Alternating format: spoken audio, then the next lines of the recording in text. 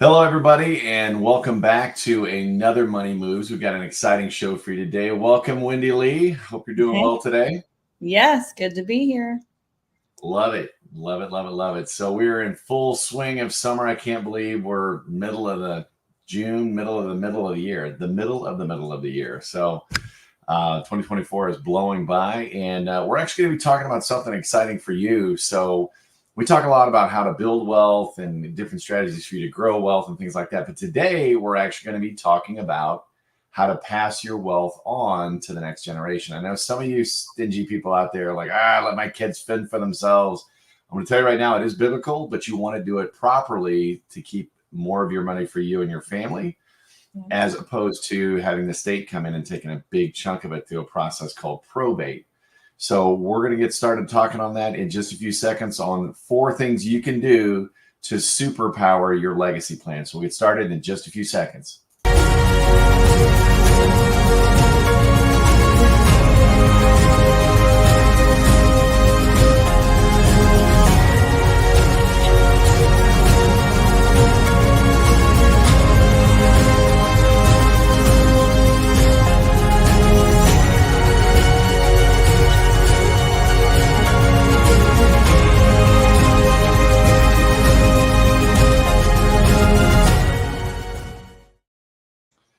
And we're back. So yeah, we're talking about building wealth. We're making some money. We're stacking some cash. And now our time comes and we want to pass it on to the next generation. So before we get started talking about this, I do want to just remind everybody, Wendy nor I are attorneys. We don't do estate planning from that perspective, but we deal with money.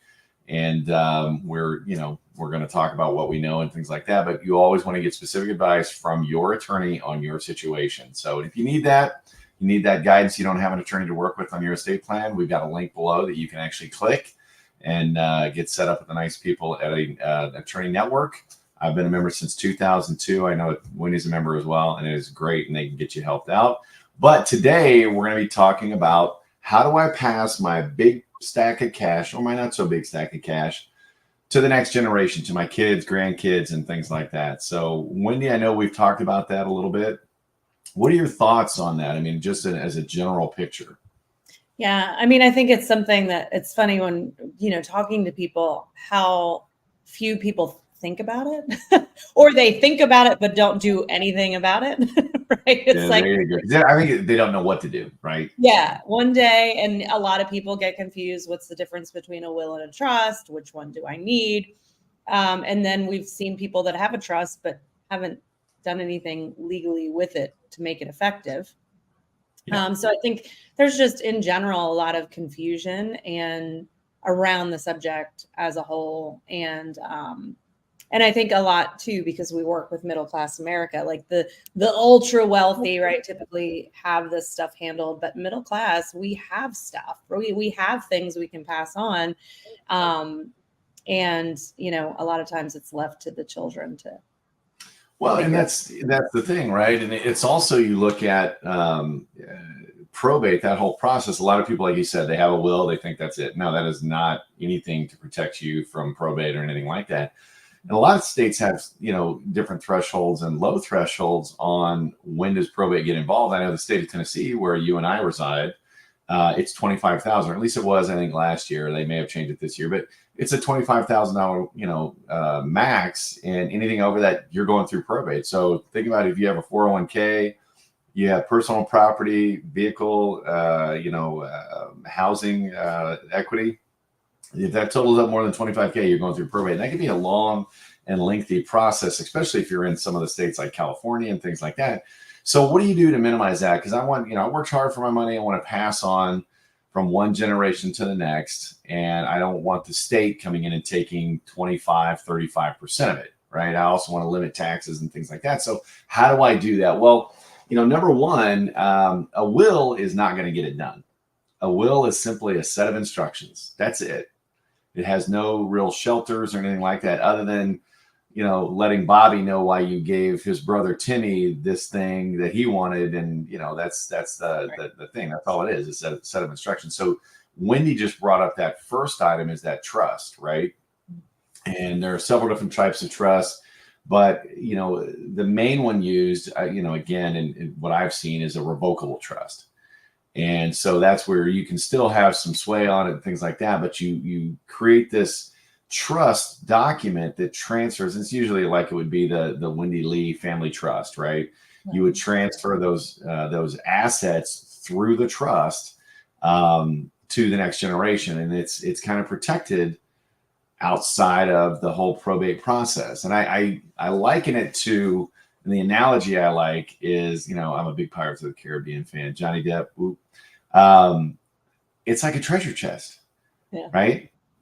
And so you've got this box, this wooden box with the brass, all over it and stuff like that.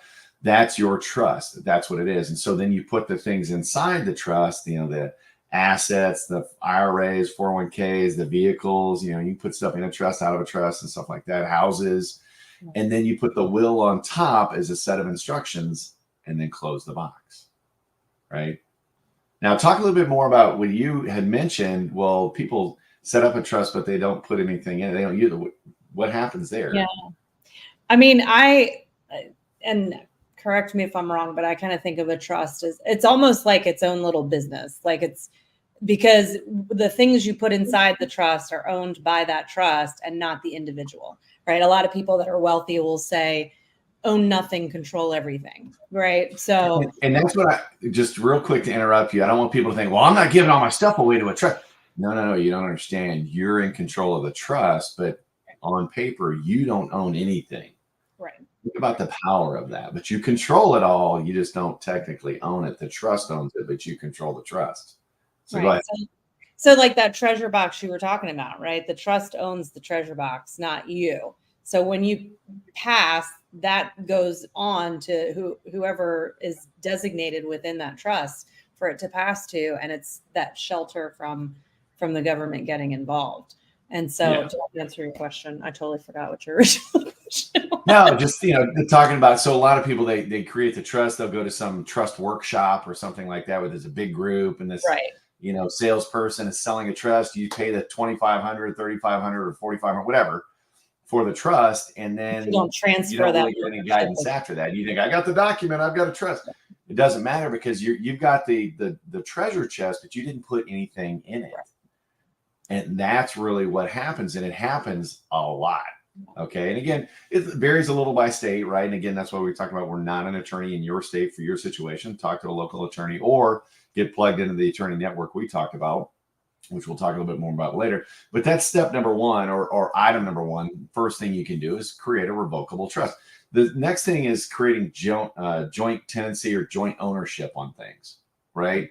So if you've got a house, for example, and maybe your father's passed away and it's just your mom now, and she can put the kids on the ownership, on the deed, right? So that way it protects it a little bit and it's just transferring ownership and things like that. And again, check with your state, but that way that the kids own it and things like that. Now, a situation like that with my own mother, for example, she's got a house. It's just her. I'm her only child. It worked out great. Puts me on the deed, right? And so that way that asset transfers. It's not like it's transferring legacy strategy. It's transferring laterally to the joint owner. So there's no real taxation issue there. Again, talk to your state, but that's something else that you can do with, other assets, vehicles, things like that. And so that's another strategy that you can avoid. I don't know if you got it. That's kind of a simple one, but I don't know if you'd have anything else to add or an example to add, Wendy.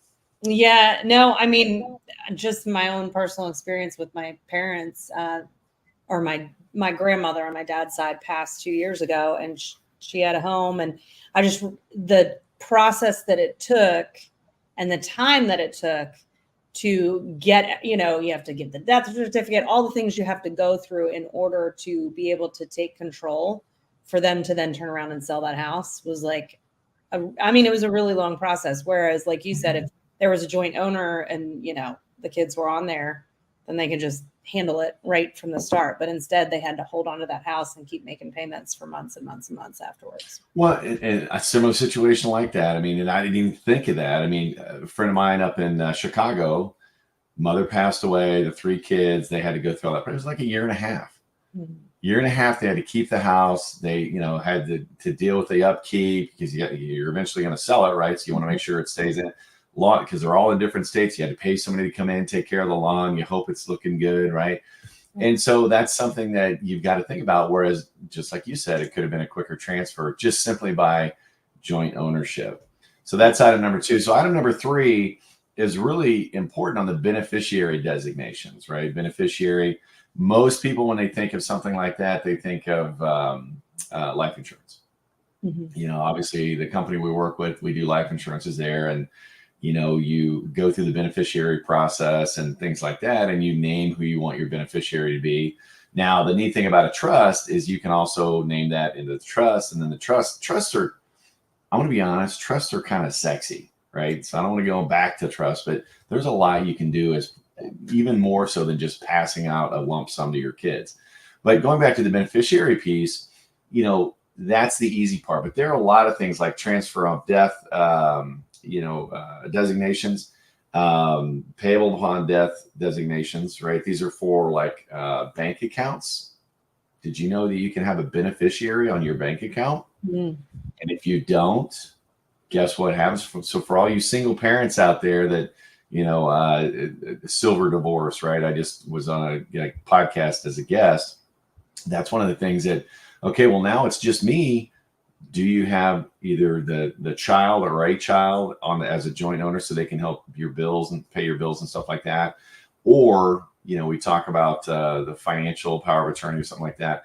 Or if something does happen and your time comes, do you have that going to your children through a beneficiary process? Most people, I would say less than 2% out there, and I'm just guessing, but less than 2% out there even know that that's an opportunity, is to have a beneficiary in your bank account, right? Yeah, I didn't know that you could do that. I was just thinking about my Facebook account asks who my legacy person is, who can run my Facebook when I pass.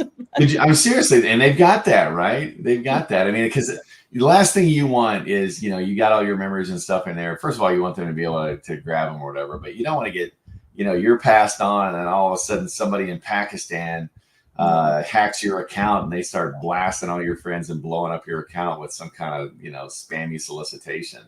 But I wonder how many people have a Facebook, beneficiary, but nothing else for the real important financial pieces of life, right? Wake up, America. And you're probably right, Wendy. There's a lot of people out there. Well, it's just lack of education. And then, that creates a lack of action because you don't know what to do. That's why this is our 147th video. If you're on our podcast, I think it's like a 36th podcast. So there's a lot of free information out there. Get your financial house in order. But going back to the beneficiaries, and one thing I do want to talk about is if you are going through a divorce or have gone through a divorce, don't forget to go back and change your beneficiaries, right? Because that's a critical piece. But again, that third way, having those beneficiaries, keeping them updated, and having a secondary beneficiary. That's something that if you have, say your son is 54, he's your beneficiary on your account, right? If something happens to that son and you don't have a backup contingent beneficiary, all that tax protection is gone. That account, even though it's life insurance, will then go through probate. And they'll lose a large portion. Your heirs will lose a large portion of that money. So it's just like you get auto quotes every couple of years. Go back, check your beneficiary every few years too, and make sure it's correct, accurate, and you've got a contingent beneficiary set up as well. And then lastly, and I love this one, so I'm gonna Dad, if you're listening, write this down. No, I'm kidding. Is the gifting piece. So you can gift a certain amount of money to your children or grandchildren every year. Okay. And you have a limit, I believe in 2024 is 18,000 per person. So, it's something that if you're married, that's 36,000 that you can gift out every year. And that's a great way, to pass on, if you're in the twilight years of your life and you want to bless your kids or your grandkids, rather than wait and hoard it all or hold it all until, you actually pass, go create some more memories, gift them some money. And let's all take a family cruise or a family trip or something like that. You know, that's a great way to be able to do that. And, you know, it's a great way for you to start passing on your wealth, depending on, you know, where you're at in that cycle, to your children and grandchildren without taking a big financial hit as far as loss of the wealth being transferred from point A to point B. Yeah. Yeah. I listened to a book that I heard at an event I was at recommended. It's called Die with Zero. And one of the things they talked about, and you know, you have to read the book to get all the details, but one of the things he talked about is that giving while you're alive, because not only can it actually help you financially, right? Because you get to give that money tax free, but also you get, you know, like you said, you get the joy of seeing your gift bless someone else, right? And there's actually a place locally around here where you give and you let these people know, here's the kind of charities I want to give to, or here's the kind of people I want to give to. And it's called the Generosity Trust. They handle that for you. But so you can be giving, you can get the tax benefits of those gifts. And also you get reports back on the good that your money's doing while you're still alive. So yeah, there you go. There you go. And also, you know, you can carve out, like for insurance and stuff, going back to the beneficiaries, you can leave out a portion for that favorite group that you're a part of or something like that. You don't have to leave the whole thing, but you can carve out a certain dollar amount or something. I want to leave X to this organization, things like that. You know, going back to the beneficiary to not just the gifting up front, but the beneficiary afterwards. So kind of touching on that. But, you know, again, a solid legacy plan is just as important as your wealth plan. Yeah. And, you know, going back to, you know, you look at the things, we've got revocable trust, right? We've got the beneficiaries, whether it's, you know, the bank accounts, things like that. It's not just life insurance, right? But we've also got the joint ownership that we talked about. And then lastly is that gifting. But it's important to have a legacy plan in place, because if you just got handed 250,000, you, the listener, got handed 250,000 just out of the blue, what are you probably going to go do with it? Maybe pay off some bills, but then you're going to go buy some stuff, right? You're going to go blow it. Well, wouldn't it be neat to really set up a true legacy plan to where it not only impacted your kids, but your grandchildren and maybe even your great grandchildren and beyond? And that's where an effective legacy plan can have a good impact on, you know, the fruits of your labor throughout your life. Let's put it that way. And, you know, going back to the stingy people out there that says, I fend for myself, let my kids fend for themselves. You know, I'm not leaving them anything. It's biblical to leave your children something, right? Just pull it up. Proverbs 13:22, a good man or woman leaves an inheritance to their children's children.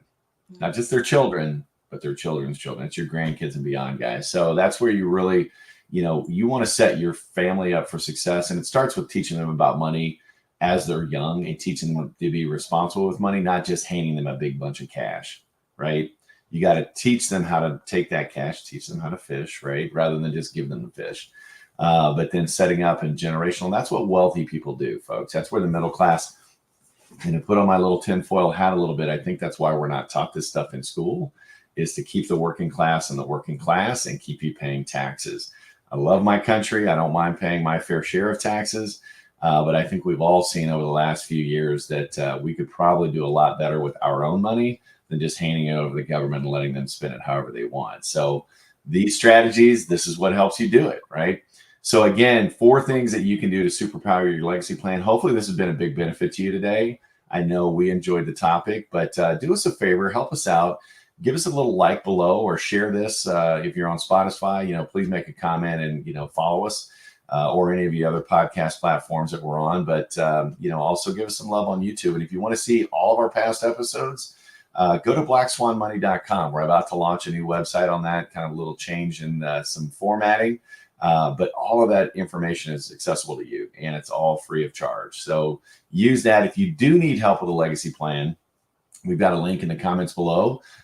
Make a point to use that. And, you know, like I said, Wendy and I are both partnered with this individually as our own personal estate planning process, and it's super inexpensive. So you can get the 4 basic documents for like $29.95 a month.